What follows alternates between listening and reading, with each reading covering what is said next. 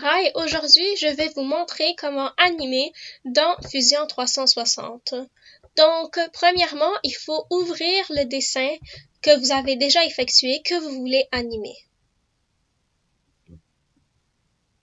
Je vais choisir le dessin que j'ai ici.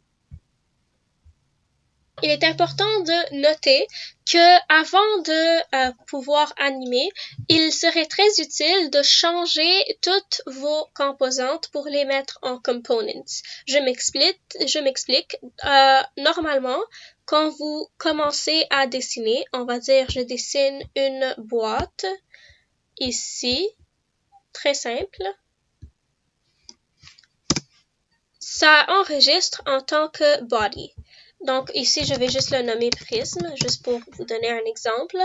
Mais dans le workspace d'animation, on ne peut pas animer des bodies, on peut seulement animer des components. Donc, il faudrait changer cette composante de body à component. Pour le faire, c'est très facile. Il faut juste aller sur le nom du body et faire un right-click sur votre souris. Et on peut voir toutes les options que vous pouvez faire. Le troisième ici, Create Components from Bodies. Il serait important de cliquer dessus. Et maintenant, votre prisme, qui était un body, est de maintenant un component. Et comme ça, vous pouvez l'animer dans le workspace d'animation. Donc, moi, je n'ai pas besoin de celui-là, donc je vais juste l'enlever. Mais vous faites cela pour toutes les composantes de votre dessin. Puis, pour commencer à animer, il faut rentrer dans le workspace de body. Ici, on est dans le workspace de model, donc c'est pour pouvoir dessiner.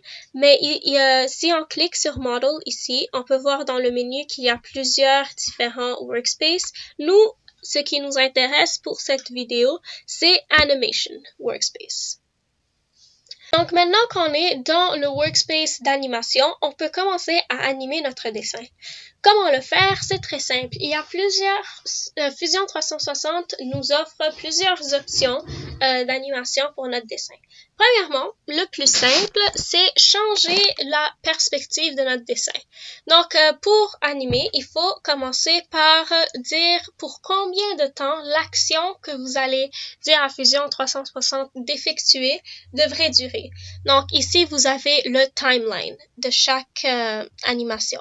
On va dire, si on veut pour 2 secondes, voir le dessin, non de la perspective de home, mais on va dire on veut le voir du devant, on fait cela.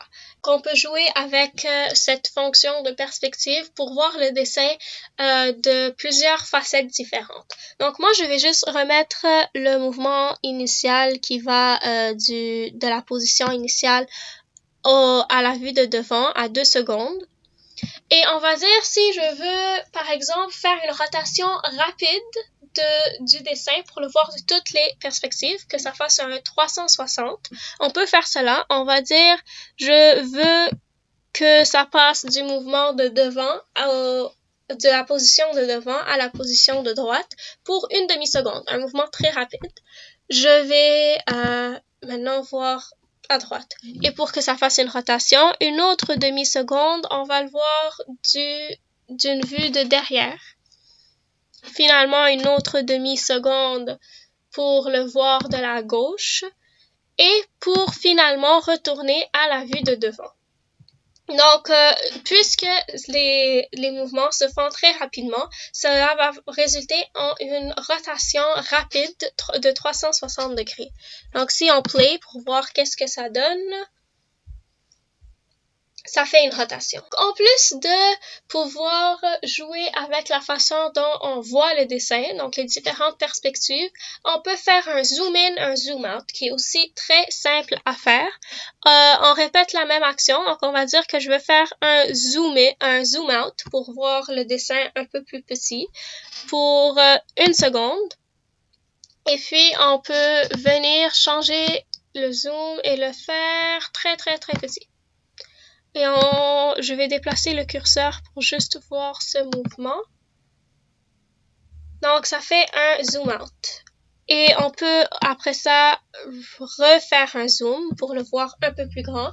Mais on ferait un zoom un peu plus long, si on veut. Donc, pour une durée de 2 secondes, je veux voir le dessin de très, très proche. Ok, je n'aime pas ça.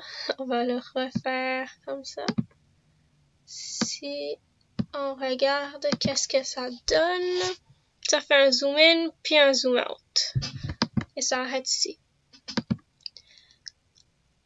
C'est pour un moment, on veut juste garder la caméra stable, juste un arrêt de mouvement. On peut juste laisser un espace vide dans le timeline du storyboard et continuer plus tard. Dans une seconde d'après. On va dire, je veux garder cette position de vue de face pendant 2 secondes, juste pour donner un peu de stabilité à la vidéo. On peut revenir ici à la 9e seconde, donc on a laissé 2 secondes de libre, et faire un autre changement. Donc, on va dire, je vais juste le retourner à la position initiale.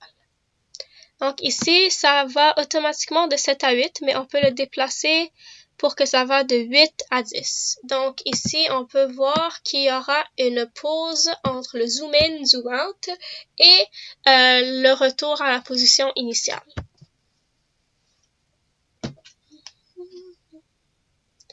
Donc la pause et puis ça revient à la position initiale. Donc maintenant que le dessin est retourné à sa position initiale, on peut continuer l'animation et faire d'autres trucs. Donc ce qui est très intéressant dans l'animation de Fusion 360, c'est le volet Transform qu'on peut voir ici. On va faire un nouveau storyboard juste pour faire un peu d'ordre dans la vidéo. Donc storyboard 1, ça serait les mouvements. On clique sur le plus ici pour faire un deuxième. Et ici, on peut changer pour faire un clean. Donc, ça recommence de la première seconde. Donc, une toute nouvelle vidéo ou juste start from end of previous. Donc, après que toutes les actions qu'on a dit dans le storyboard 1 aient été effectuées, on commence le storyboard 2. Donc, c'est vraiment juste pour mettre un peu d'ordre dans la vidéo pour pouvoir bien vous situer dans l'animation que vous effectuez. Donc, on clique sur OK. Et puis, on a maintenant le storyboard 2.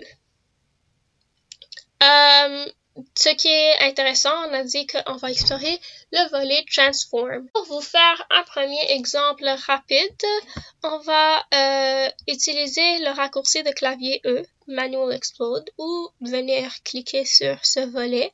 Je vais juste utiliser ceci. Et on va sélectionner la composante du dessin qu'on veut déplacer individuellement et indépendamment des autres composantes. Donc, on va dire, je veux déplacer celui-là, ici. Premièrement, on clique sur la flèche, donc on peut le déplacer par le haut, par le bas, à gauche, à droite, et sur l'axe des Z, des X ou des Y. On va dire, moi, je veux le déplacer en haut. Donc, on clique sur la flèche, et puis on dit, le Explosion Scale, on le veut de combien? Donc, on peut le déplacer pas très loin, juste ici, ou on peut même le déplacer très très loin ici. On va juste le déplacer un peu ici. Et on clique sur OK.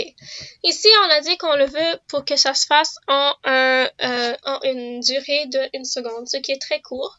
On peut aussi le faire en 2 secondes, juste pour faire un mouvement un peu plus lent. Donc, si on essaye de voir qu'est-ce que ça donne, c'est une seule composante qui bouge indépendamment des autres. Donc, ceci peut être très intéressant si on veut faire un explode pour voir chaque composante séparée du reste du dessin. Donc, si on répète la même action, on clique sur E pour explode, puis on va dire, je veux déplacer cette composante le long des axes des Z, ici. On clique sur cette flèche et on le déplace ici. Ici, on a dit qu'on le veut pour 1 seconde. On peut le faire en même temps que l'autre. Comme ça, 2 mouvements se font en même temps et pour une durée de 2 secondes. Et on peut répéter cette action pour plusieurs différentes... Oh, ça allait loin. Pour les différentes composantes. Et on peut finalement, on va dire, elle va aller en haut. Comme ceci. Donc maintenant, toutes les composantes sont séparées et on peut toutes bien les voir. Mais je veux que tous ces mouvements se font en même temps. Donc je vais venir ici dans le timeline et mettre tous les mouvements en même temps. Comme ça, ils vont tous se séparer l'une de l'autre pendant 1 seconde en même temps. Donc si on regarde ce que ça donne avant ils sont assemblés. Et puis, ils se séparent toutes. Comme ça, on peut voir chaque élément. Et on peut, ce qui serait intéressant, maintenant qu'ils sont séparés, c'est de changer la perspective pour voir chaque composante des perspectives différentes. Donc, on va dire, on veut le voir d'une vue de droite pendant 1 seconde et on peut continuer faire une rotation comme on a fait celle d'avant, mais maintenant les éléments sont séparés et on peut zoom out.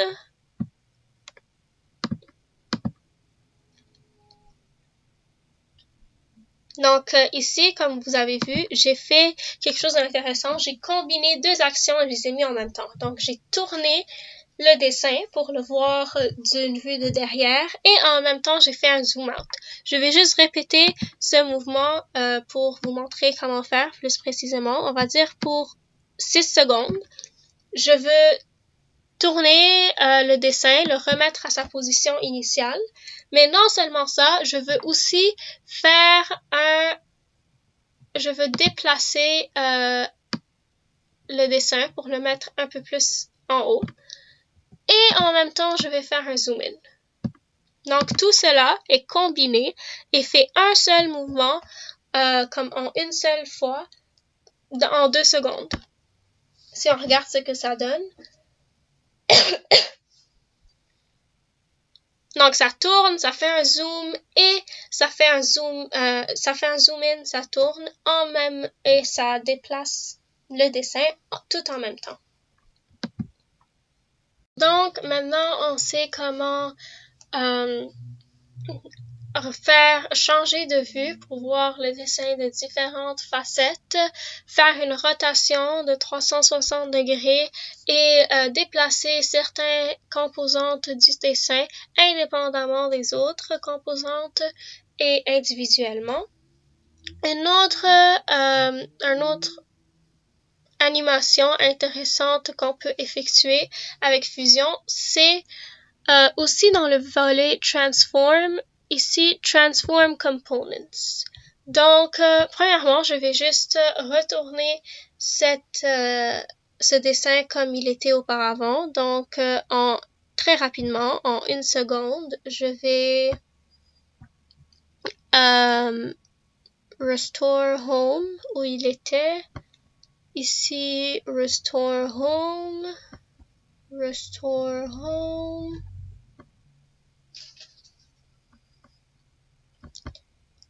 Restore Home. Ici, Restore Home. Donc, ce que je viens de faire, l'option Restore Home que je viens d'utiliser, ce que ça fait, c'est que ça remet les composantes n'importe quand. Après que vous les ayez transformées, tournées, faites ce que vous voulez avec, l'option Restore Home ramène cette composante à la position qu'elle était quand vous l'avez dessinée avant. Donc, ce que vous avez effectué dans le volet Model ici, en faisant Restore Home, n'importe quelle animation que vous avez effectuée revient à sa position de départ. Donc, ça, c'est le dessin que j'avais auparavant. Et puis, je vais juste le déplacer pour le remettre au centre. Donc, tous ces mouvements, toutes ces restore homes et le déplacement au centre se font en même temps en 1 seconde. Comme ça se fait rapidement. Pour voir cela, on peut venir ici. Donc, après qu'on ait déplacé les composantes, ils reviennent en même temps ici. On a tous ces storyboards différents, on a tous les mouvements d'animation qu'on fait, mais on n'a toujours pas de fichier pour faire une vidéo de l'animation du dessin. Donc pour faire ceci, on peut cliquer sur Publish ici, Publish Video, et on peut choisir ici All Storyboards. Ça c'est pour faire la vidéo du début à la fin, mais au milieu de votre animation, vous pouvez décider que je veux éliminer le premier storyboard, par exemple. Je vais juste commencer l'animation des mouvements que j'ai fait dans le deuxième. Donc, dans le troisième, je veux dire. Donc, on peut changer pour Current Storyboard. Moi, je vais le garder pour All Storyboards. La résolution de vidéo, je vous recommande de juste la garder comme elle est. Et finalement, on clique sur OK. On va demander un nom. Ici, je vais juste dire vidéo animation 3D. Le type avis, c'est bon. Et Save a project in the cloud. Et To my computer, ici, vous pouvez décider où vous allez le garder. Moi, je vais le garder dans le desktop. Et on fait Save.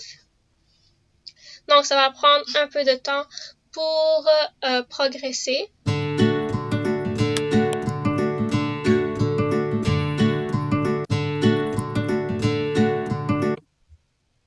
Que ça a été téléchargé, on peut le trouver où vous l'avez sauvegardé dans votre ordi. Moi, je l'ai mis dans le desktop, donc je vais venir ici dans le bureau et je l'ai nommé vidéo animation 3D. Et on peut voir le produit final, qu'est-ce que ça donne.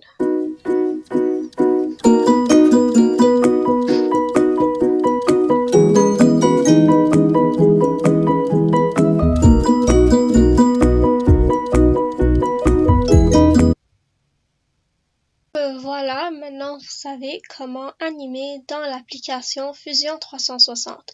J'espère que cette vidéo vous a aidé. Merci.